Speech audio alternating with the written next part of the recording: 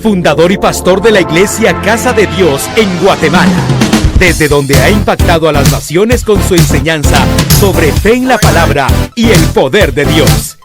Preside Noches de Gloria, Banco de Alimentos y los congresos Ensancha y Hechos 29. En Ensancha 2015, Cash Luna.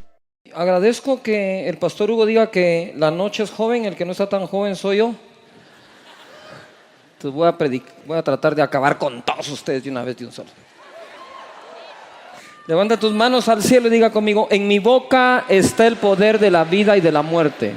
Hablaré palabras de vida y no de muerte, de salud no de enfermedad, de riqueza no de pobreza, de bendición no de maldición, porque en mi boca... Dale un fuerte aplauso a la palabra del Señor. Pueden tomar su lugar. Proverbios 4:18. Mas la senda de los justos es como la luz de la aurora, que va ¿qué? En aumento. Diga conmigo: aumento. Hasta que el día es ¿qué? Perfecto. Levanta tus manos y di conmigo: mi vida va en aumento hasta que sea perfecta. Y les dije hoy en la conferencia anterior que me tocó de que el Señor habla de que Él va a terminar la obra, que su Padre trabaja, que Él trabaja y por lo tanto nosotros trabajamos. Lo que quiero decir es que nosotros no hemos recibido de parte de Dios el derecho de parar. No sé en qué momento nosotros nos tomamos algunos derechos que Dios no nos ha otorgado. Dios no nos ha otorgado el derecho de parar, nosotros debemos de continuar. Si eres un empresario, continúa. Y tú dices: pero es que es mucho el estrés. Sí, pero también es mucho el trabajo que generas. Tienes que aprender a manejarlo y seguirlo generando, porque tenemos el deber de seguir creciendo, como la luz de la aurora hasta el día que es ¿qué? Perfecto. Y entonces les hablé de la zona de confort. Zona de confort es aparente estado de comodidad. Todo el mundo diga comodidad. Que te lleva a la muerte en vida.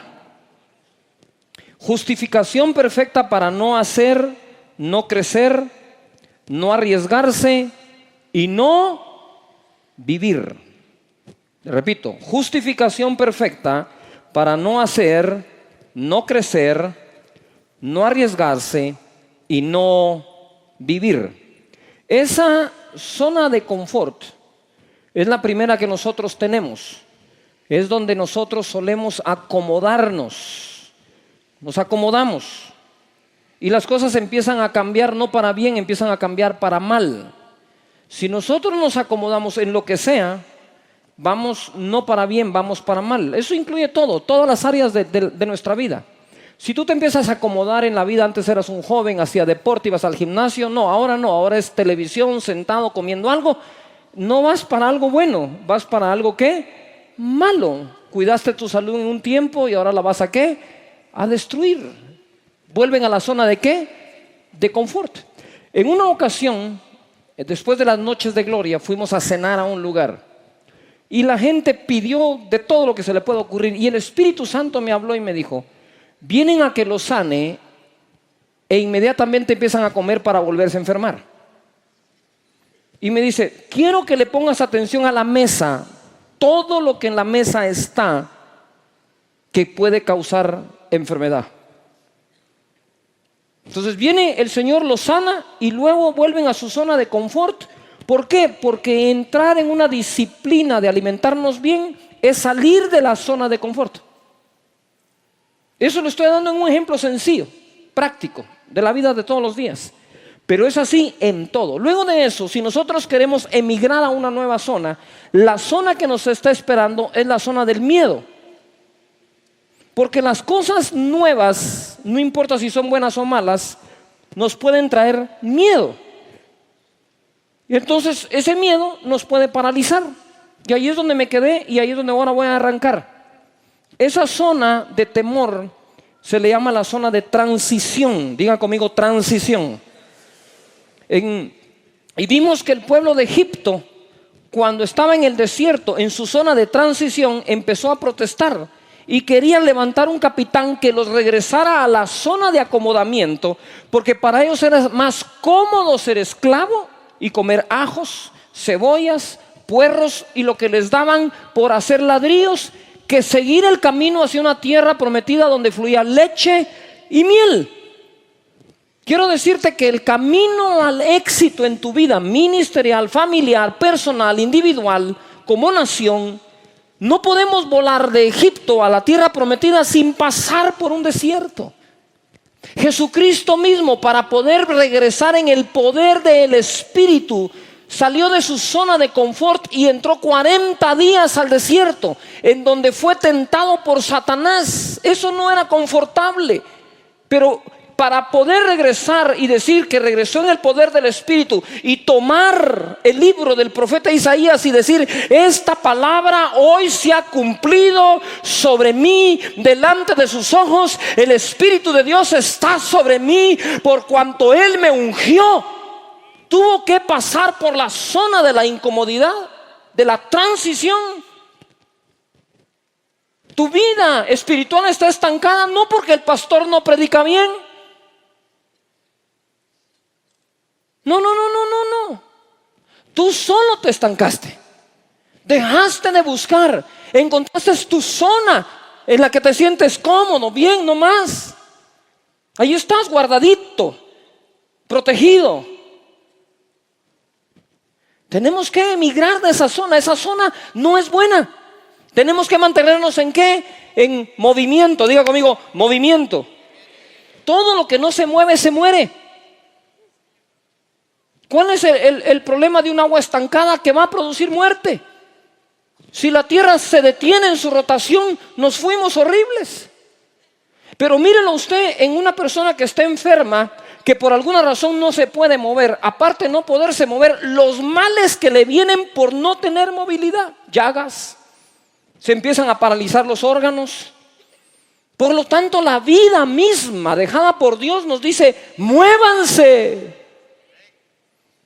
En la guerra, cuando se estaba en la guerra, si te estancabas en un lugar eras blanco fácil. Por eso te gritaban: muévete. Había que moverse. Y el Señor siempre está haciendo por eso cosas que nuevas. Debemos dejar a un lado el temor. Y como digo yo, hay que hacer las cosas con todo y miedo. Con todo y miedo. Mire, el miedo es algo que todos tenemos en común. Siempre va a existir miedo a algo. Por supuesto, hay unos miedos, como la vez pasada estaba oyendo yo a una comediante española y decía que estuvo estudiando, viendo un canal de televisión que hablaba de los temores. Y dice: los temores, los mayores temores a animales son a 3 animales, dice. El temor a las ratas, a las arañas y a las serpientes. Y dice: pues hombre, eso no es temor, eso es sentido común. Me sale una serpiente, salgo corriendo, no estoy pensando si tengo miedo o no. Porque si está la serpiente venenosa, usted dice: no te tengo miedo, y lo muerde con todo y sin miedo, se va a ir horrible. No sé si me estoy explicando, pero se murió sin miedo. Se murió por eso que usted pensó. Es que lo pensaron. Yo tengo un discernimiento tremendo. A ver, Hernán, profeta, ¿qué pensaron todos esa palabrita ya? La misma que vos pensaste. Todo, diga conmigo, todo lo bueno comienza con algo de miedo.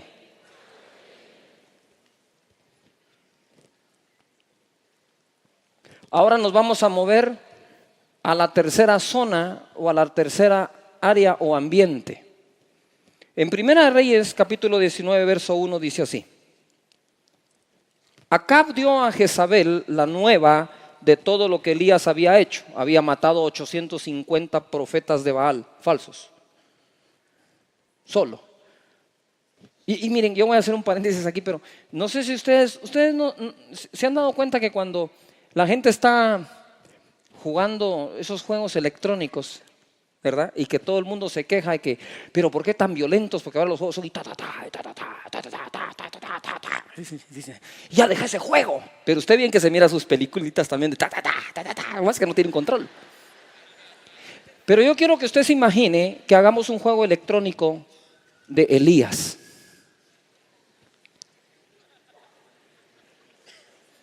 Matando profetas. Y algunos profetas falsos son así como manzanitas que tienen más. Usted ha alcanzado su siguiente nivel.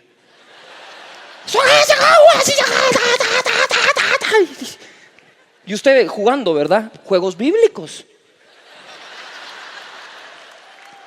No, pero ese no es el mejor. El mejor es cuando Saúl el rey, para entregarle a su hija, le dice a David: quiero 300 prepucios de los filisteos. Y un juez.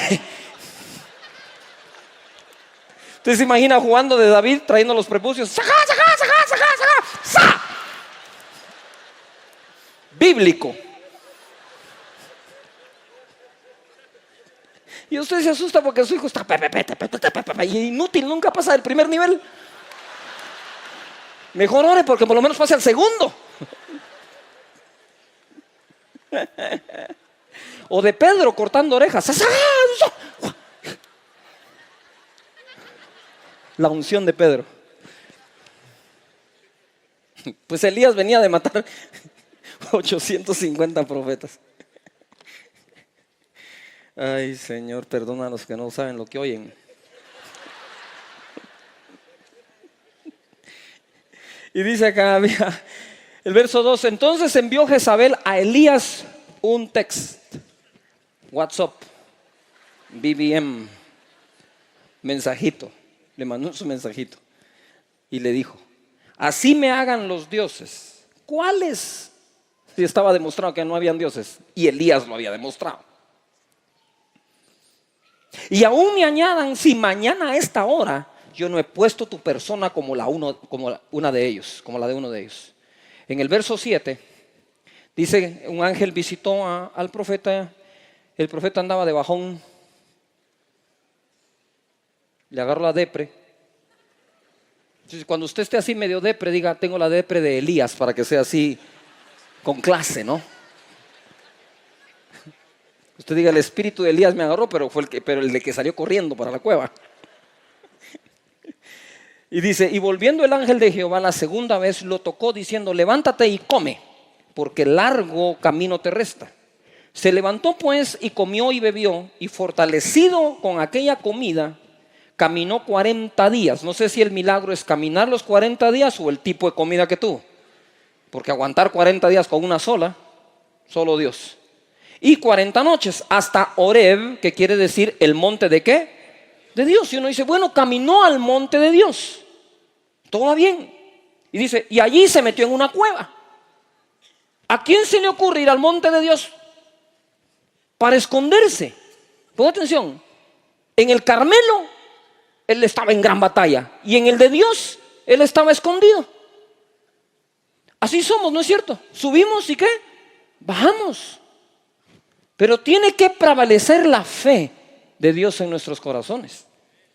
Y dice: se metió en una cueva donde pasó la noche, y vino a él palabra de Jehová, el cual le dijo: ¿qué haces aquí, Elías? Él respondió: he sentido un vivo celo por Jehová, Dios de los ejércitos, porque los hijos de Israel han dejado tu pacto, han derribado tus altares y han matado a espada a tus profetas, y solo yo he quedado, y me buscan para quitarme la vida. Él le dijo: sal fuera. Aquellas conversaciones con Dios, ¿verdad? Uno se pone todo poético y: Señor, lo que me están haciendo, la persecución injusta que hoy tenemos. Ahí me metí en el cuarto, ahí, fuera ahí. Ya, fuera, hombre, ya, salite. No, hombre, aquí está bonito. Elías es todo un personaje, ¿no creen ustedes? Y dice: y ponte en el monte delante de Jehová. Y aquí Jehová pasaba, y un grande y poderoso viento que rompía los montes y quebraba las peñas delante de Jehová, pero Jehová no estaba en el viento.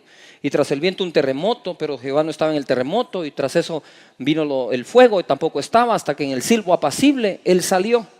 ¿Qué es lo que quiero decirte? Es que cuando nosotros queremos ir a otro nivel, ese miedo nos puede invadir. ¿Cómo le invadió a Elías? Dice la Biblia que Elías era hombre sujeto a pasiones de hombre. ¿Qué pasiones? No se registra que anduvo con mujeres. ¿Qué pasión se le registra a Elías? La pasión que yo le registro a Elías es el temor. Y el miedo, señores, es una pasión. Por eso hay películas de terror. Las películas de terror se venden, pero mire, es un producto súper vendible. Porque a la gente, no sé por qué, le gusta sentarse a ver una película de miedo. No sé si usted de niño vio bueno, imagínese, yo todavía vi televisión blanco y negro. Callados. O el espíritu de Elías más raro que a mí. Y entonces, ¿qué pasó con eso? ¿Qué pasó? Uno se iba a ver la cabeza maléfica, el abominable no sé qué de la laguna, el hombre sin cabeza, Drácula, el sombrerón, la ciguanaba. Entonces, y yo me acuerdo que íbamos, y qué ganas de verla, y a la vea. Y uno vive pared con pared, y cuando terminaba la película, señora, ¿me puede ir a dejar a la casa? Y le preguntaba a uno, ¿tenés miedo? No, lo que pasa es que es muy peligroso. Peligroso en los años, no, qué peligroso es. Ahí a la vecindad, sale uno de una puerta y se mete a la otra. Eso eran las casas, ¿verdad? Pero ahora sí va a dejarme. Y a uno lo vacilaban los viejitos, ¿verdad? ¿Tenés miedo, verdad? No. Y uno llegaba a la casa y, no apagues la luz, mamá. ¿Tenés miedo? No, voy a leer el Salmo 91.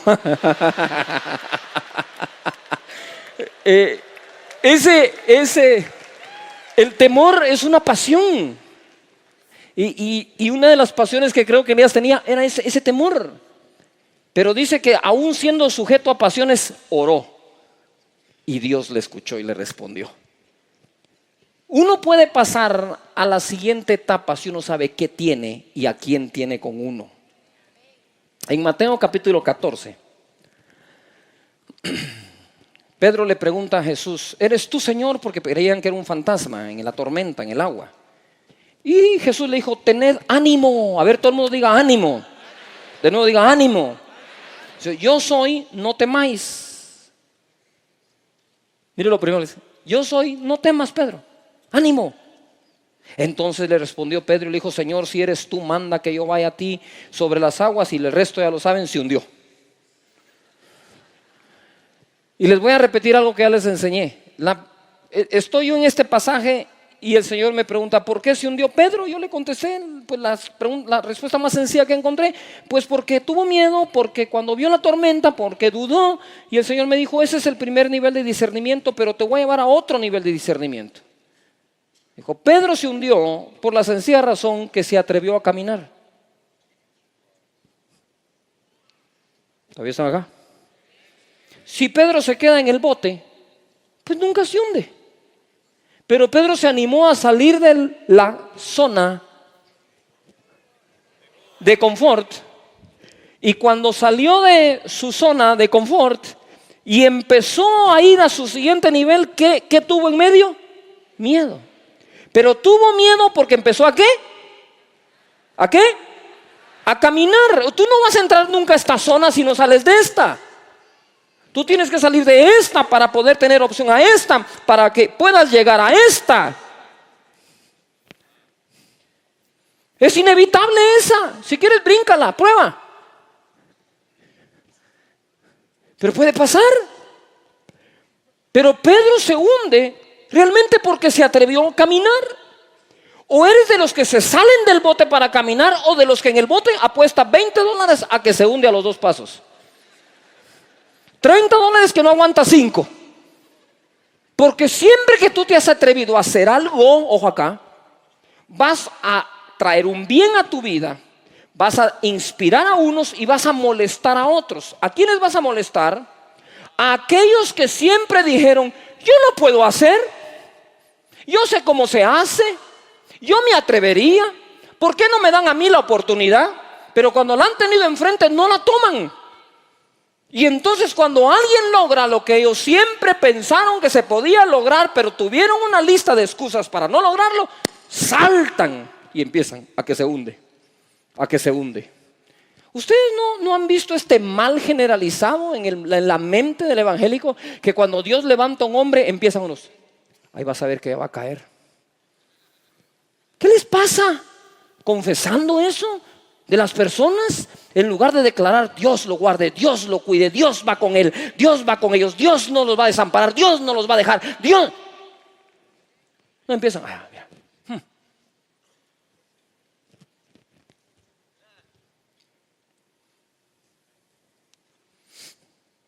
Levanta tus manos y di conmigo, yo sé que eres tú, Señor. Díselo, yo sé que eres tú.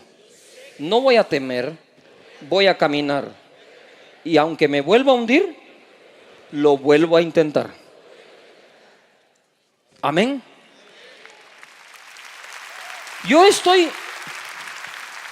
plenamente convencido que los discípulos le vieron la carita a Pedro de satisfacción que tenía la madrugada siguiente y le dijeron, Pedro, ¿y esa tu carita? ¿Por qué estás así de contento si te hundiste? Me hundí. Yo me hundí. Siempre alguien que te recuerda que te hundiste, ¿verdad? Pero Dios te va a recordar que Él te levantó.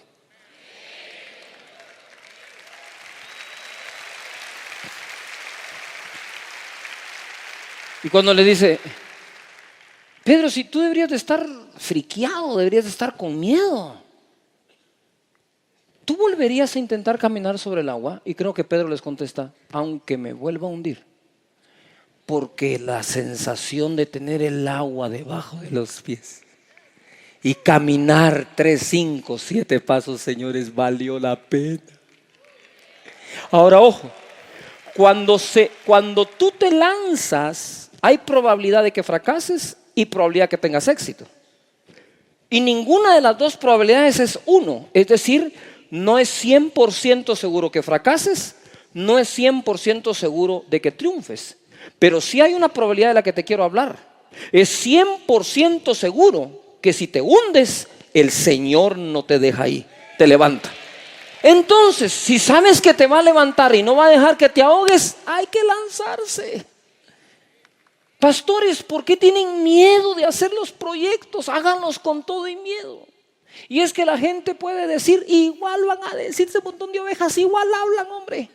Dele. Y ojo, hay que hacerlo. Y ovejas, no presionen a sus pastores a que sean perfectos y nunca se equivoquen. Déjenlos que se equivoquen. Ojalá oyéramos el 100% de las veces a Dios. Usted sabe lo que dentro de nosotros gime a Dios por siempre escucharlos y nunca equivocarnos en una decisión. Pero nos equivocamos. Pero Dios no por eso nos abandona. Está con nosotros. Pedro se hundió, sí, pero volvió a caminar. Ahora diga conmigo fuerte, diga conmigo. Levante las manos y diga conmigo. La comodidad. Ahora fuerte, diga el miedo. Y ahora diga el aprendizaje. Mateo capítulo 17, 14 dice, cuando llegaron al gentío, vino a él un hombre que se arrodilló delante de él diciendo, Señor, ten misericordia de mi hijo que es lunático y padece muchísimo, porque muchas veces cae en el fuego y muchas en el agua. Y lo he traído a tus discípulos, pero no le han podido sanar. Respondiendo Jesús le dijo, oh generación incrédula y perversa, ¿hasta cuándo he de estar con vosotros? ¿Hasta cuándo os he de soportar? Traédmelo acá. Y reprendió Jesús al demonio, el cual salió del muchacho y éste quedó sano desde aquella hora. Viniendo entonces los discípulos a Jesús aparte, dijeron, ¿por qué nosotros no pudimos echarlo fuera? Diga conmigo, hay que preguntar. Jesús le dijo, por vuestra poca fe, porque de cierto os digo que si tuvieres fe como un grano de mostaza, diréis a este monte, pásate de aquí a allá y se pasará y nada os será ¿qué? Imposible. 21, ojo, pero este género no sale sino con oración y ayuno. Di conmigo, aprender. Cuando tú te atreves a salir de esa zona, te atreves a salir porque recibiste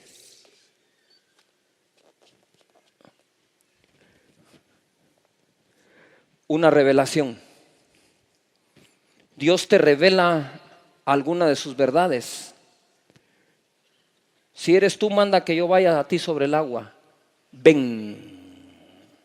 Ese rema, esa palabra de ese momento hace que tú saltes de ahí para acá, aunque tengas que pasar por ahí en medio. Esa revelación es la que hay que buscar. Buscar a Dios para que Él hable y nos diga, para que nos guíe y nos dirija, es lo que nosotros necesitamos. Ojo, los discípulos estaban en modo de aprendizaje. Dice el tipo: le traje a tus discípulos a mi hijo y no pudieron hacer nada. Él reprende al demonio e inmediatamente los discípulos preguntan: ¿por qué nosotros no pudimos? Mire esto. Ellos no hubieran preguntado eso si no en algún momento creían que sí podían. Es que si no creían que podían, ni siquiera lo hubieran intentado. No sé si me estoy explicando.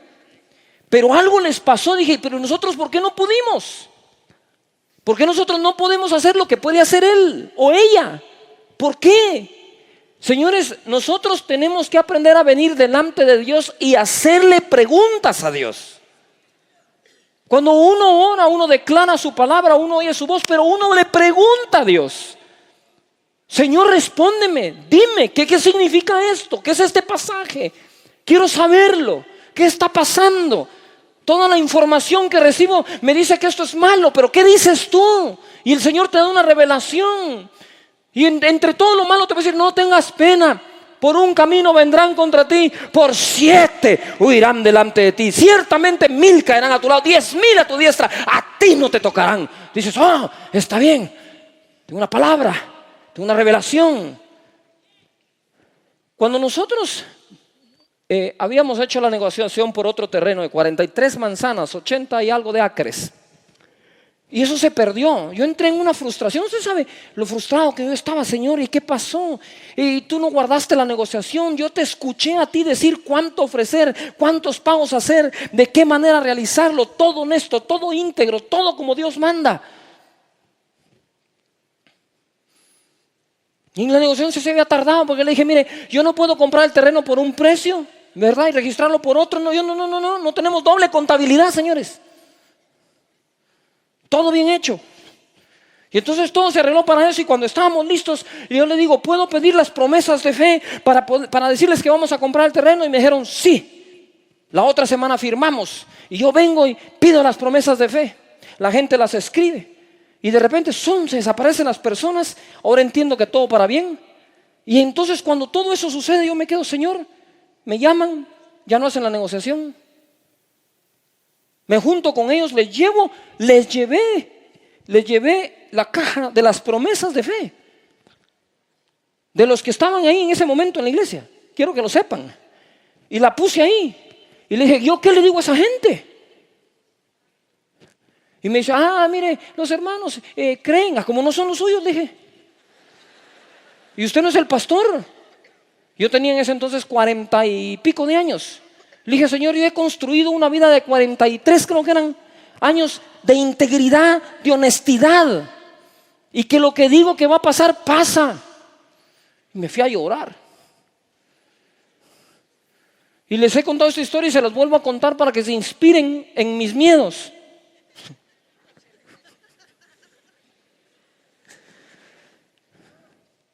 Y le decía yo a mi amigo Efraín, le decía: mira, yo me siento tan mal. Me siento así triste, molesto, hasta ganas de chupar tengo. Se lo dije, pero le dije, pero como soy cristiano no puedo.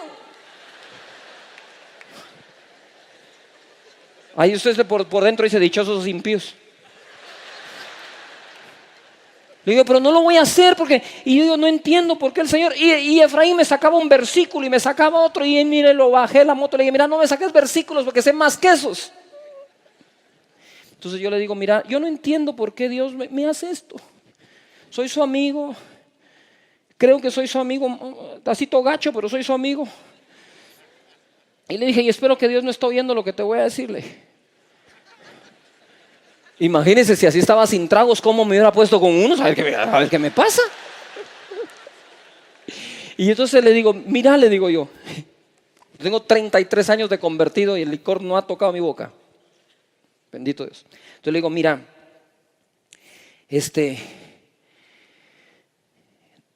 ¿a cada cuánto aparece un hombre que le cree a Dios por algo tan grande? Yo le estoy creyendo a Dios por algo grande, le dije.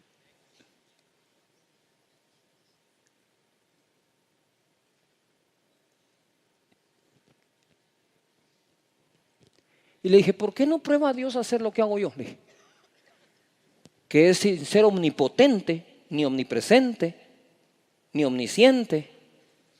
Le creo. Porque Él hace todo porque es omnipotente, omnipresente, omnisciente. Así sí que fácil, pues. O sea, Él no tiene a alguien a quien creerle. No sé si me estoy explicando. Pero el Señor sabrá, le dije, mira, le dije, estoy tan mañana que todos quieran un su terreno en ese congreso apostólico, así le bromeé, le voy a decir, todos los que quieran su terrenito, yo puedo orar por ustedes y que Dios los bendiga y consigan el suyo. Molesto. Un día antes de, Sonia se había quedado dormida, así con esa dificultad que tiene para dormir, que me dice, hola. ¿Han visto ustedes la jirafa de Madagascar? Y que normalmente la esposa del pastor antes de dormir le dice, te tengo que contar un problema que tiene una pareja. Lo cuenta, ella ya lo asimiló y así. Y se queda uno hasta las 2 de la mañana, Padre, Señor, intercedemos por ellos, Señor, Padre Santo, Padre, un día a las 3 de la mañana la voy a despertar a ella y le dice, te tengo que contar un problema.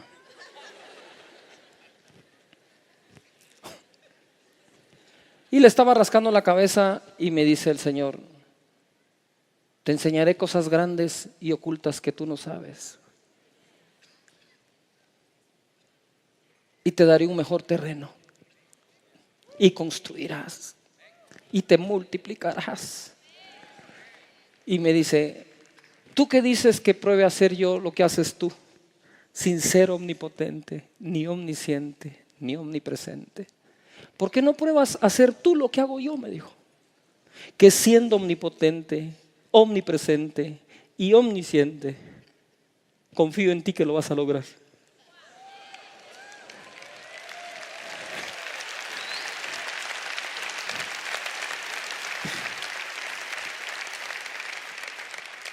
Y en ese momento le dije, Señor, solo eso te quería oír decir. Ya me estaba zafando el clavo.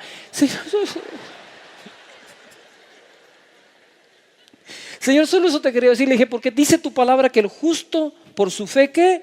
Vivirá. Y la fe es la certeza de lo que se espera, la convicción de lo que no se ve. Por lo tanto, si yo no tengo algo por qué vivir, es como que no estuviera vivo. Porque el justo por su fe vive. ¿Me estoy explicando? De tal manera que quedarnos acá, donde ya no vamos a emplear la fe, no vale la pena. Vale la pena lanzarnos a través de una revelación a lo que Dios nos dice y nos muestra, sin importar qué hay en medio, porque eso es estar vivo. No sé si me estoy explicando. Créele a Dios. Quiero terminar contándoles un poco la historia de David. ¿Se recuerdan ustedes que David era pastor de qué? De ovejas. Y Goliat estaba allí fastidiando al pueblo por 40 días, 2 veces diarias. Cuando caminas en la revelación de Dios venciendo ese temor, o con todo y él, te mueves a tu zona de victoria. Y hoy nos vamos a mover a la zona de victoria aquí. El Señor me dio una palabra profética para ustedes diciéndome, hoy empieza el tiempo de tus nuevas victorias. Y dice Dios, solo te pido que pelees tus nuevas batallas.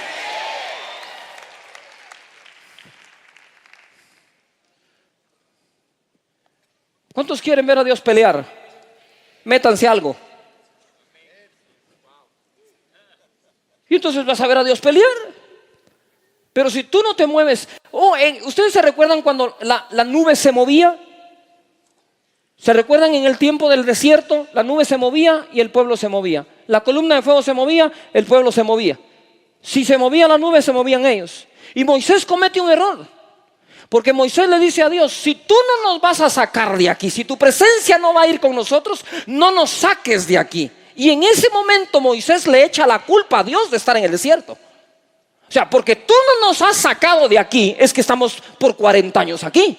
Y momento, Dios lo sacó de Egipto, pero el pueblo tenía que sacar a Dios del desierto. Como que no la agarraron, se los voy a repetir. Dios sacó al pueblo de Egipto, pero en el desierto eran ellos los que sacaban a Dios del desierto. Porque cuando ya habían llegado a la tierra prometida, se regresaron a la zona de confort cuando vieron los gigantes. Cuando Josué se levanta, le cambia las reglas. Es más, desde Moisés le dijo: donde tú vayas, yo iré. De ahora en adelante, tú te mueves y Dios se mueve. No es Dios se mueve y tú te mueves. Es tú te mueves, Dios se mueve. Donde tú vayas, yo iré. No te dejaré, no te desampararé. Siempre estaré contigo. Te voy a sustentar con mi justicia. Así que muévete. No es cuando Dios te va a dar otra casa, es cuando te vas a mover para que Dios se mueva contigo a la otra casa. Dios puede estar en todo sitio. Dios podía pasar 200 años en el desierto. No suda, no tiene hambre, no le da sed, no se broncea con el sol, no se quema, no muere por serpientes que muerden a la gente. Dios puede pasar contigo donde estás el resto de tu vida, pero tú decides si dejas a Dios ahí o te mueves y que Dios te acompañe a donde vas a ir. Dale fuerte el aplauso al Señor.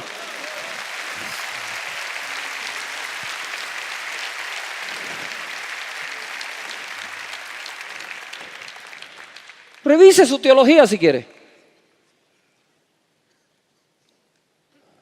¿Por qué no nos ha sacado de aquí? ¿Y ahora yo qué? Yo aquí he estado con ustedes y me puedo quedar otros 200 años si quieren.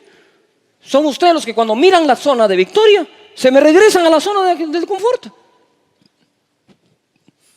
El miedo que tuvieron a los gigantes que nunca se los comieron, los dejó en el desierto donde murieron mordidos por serpientes. ¿Quién dice que en esa zona no hay peligro?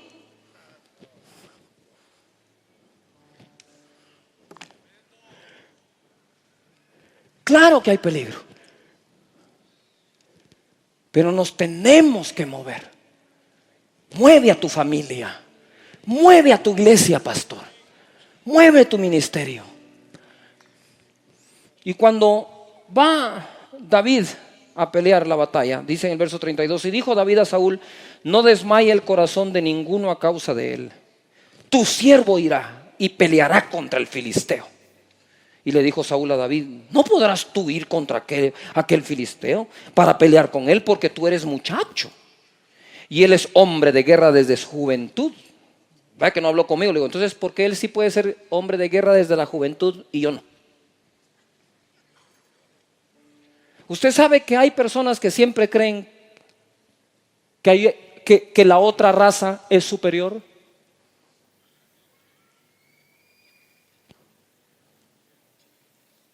Uno es el problema cuando una raza cree que tú o los hispanos podemos ser inferiores. Pero el problema más grande es cuando nosotros llegamos a creer que lo somos. Nosotros somos primera clase creada por Dios.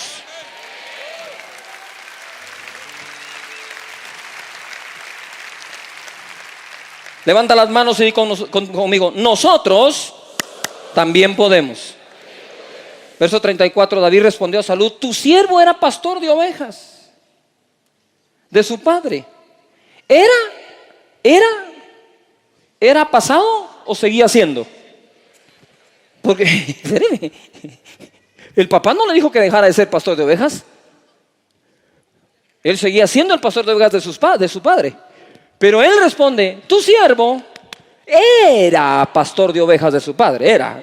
Ni mi papá sabe que ya no soy. Era pastor. No dijo Soy pastor. Dijo, era pastor de ovejas, dice. Y cuando venía un león o un oso y tomaba algún cordero de la manada, salía yo tras él y lo hería y lo libraba de su boca. Y si se levantaba contra mí, yo le echaba mano de la quijada y lo hería y lo mataba. Fuese león, fuese oso, tu siervo lo mataba. Ese es otro buen juego, miren. Voy a hacer mis juegos electrónicos bíblicos, sí, imagínense esa onda. Y este filisteo incircunciso será como uno de ellos porque ha provocado al ejército del Dios viviente. Añadió David, Jehová me ha librado de las garras del león y de las garras del oso. Él también me librará de la mano del filisteo. Y dijo Saúl a David, ve y Jehová esté contigo. Ni modo porque él no iba a ir. Siempre hay alguien, ¿no?, que le dice que Dios vaya contigo, pero no le hacen ganas a uno. ¿Sí o no? Pastor, vaya a la cruzada, Dios proveerá. Provea usted, hombre. Y después... Siempre es así, ¿o no? Ay, Jesucristo. Ponme ese piano ahí, por favor. David se movió, dijo, no, es tiempo de una nueva victoria. Es tiempo de vivir al pleno. Es tiempo de hacer las cosas lo que la ocasión demande. Y David le dejó claro a Saúl, mira Saúl, tu siervo va a ir, tú tranquilo. Pero el mismo que me libró de mis batallas pasadas me va a librar de las batallas que vienen. Levanta las manos y di conmigo, vienen batallas. Dilo, vienen batallas, pero con ellas vienen victorias. Diga conmigo, es tiempo de nuevas victorias. Y ojo acá porque quiero hablar de influencia. La influencia crece con tus victorias. Cada victoria que Dios te da por la batalla que te animaste a pelear, te promueve y te da una nueva influencia. Y Dios quiere promover gente correcta a la influencia, porque son personas que moverán a los demás a hacer lo bueno, lo limpio, lo correcto, lo honesto, lo de buen nombre, lo que es digno de alabanza, lo que es loable y aplaudible, lo que honra, bendice y glorifica el nombre de nuestro Señor.